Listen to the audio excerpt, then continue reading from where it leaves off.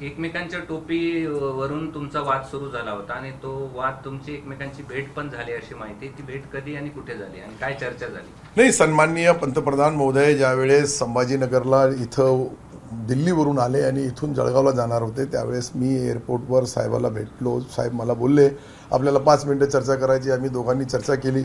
आम्ही राजकारणामध्ये जरूर एकमेकाला भांडतोय, परंतु भांडताना आम्ही कधी एक होईल याची गॅरंटी कोणीही देऊ शकत नाही. आणि ती त्या दिवशी सन्माननीय कराड साहेब होते, सन्माननीय भोमरे साहेब होते, सन्माननीय अतुल सावेजी होते आणि मला वाटतं अजून 4 लोक आमचे आमदार महोदयही होते.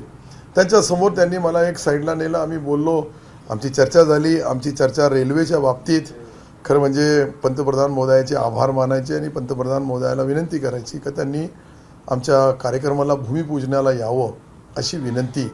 आता शेवटी पंतप्रधान महोदयाच्या व्यस्त जगामधले सर्व संपर्क संबंध आणि विशेषतः देशामधल्या अनेक कारोबारातून ते वेळ देतील आणि ज्यावेळेस ते वेळ देतील मला वाटतं का एक विराट असा कार्यक्रम आमच्या जळगाव जालना रेल्वेच्या भूमिपूजनाला तारीख द्यावी.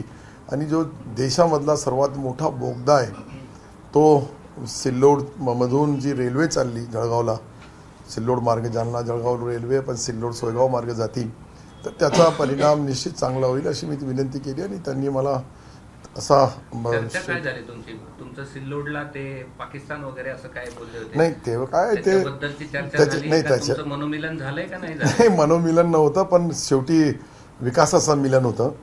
विकासाचं मिलन असल्या कारणाने मी त्या दिवशी ज्यावेळेस त्यांनी मला बोलले आपण एक साईडला, आम्ही गेलो. बाकीचे नेतेगणही होते, सर्वांच्या समोर ती बोलण्याच्या ऐवजी आम्ही एक साईडला बोललो. आणि शेवटी राजकारण आहे, वेगवेगळ्या पद्धतीने त्यांनी कसं राजकारण करावं ते त्यांनी ठरवावं, मी कसं राजकारण करावं मी ठरवायचं.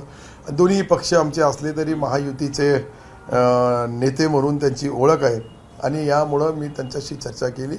आणि चर्चा करताना लोक लगेच फोटो गिटो काढण्याच्या तयारीमध्ये झाले. काही आमचे नेतेगणही तिथे होते.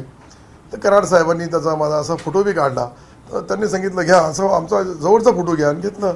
तर मी राजकारणामध्ये कोणी कोणाचा दोस्त नसतो, कोणी कोणाचा दुश्मन नसतो.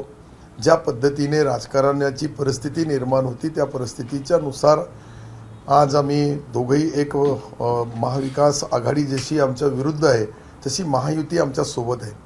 आता सोबत समजून आम्ही काम करतो. जे सोबत आहे त्यांना सोबत घेऊन चालायचं, जे सोबत नाही आहे ते सोबत कसे आहेत काय आहे त्या पद्धतीने आपणही सोबत चालायचं. बस इतकंच राजकारण, साधा आणि सिंपल. एबीपी माझा, उघडा डोळे बघा नीट.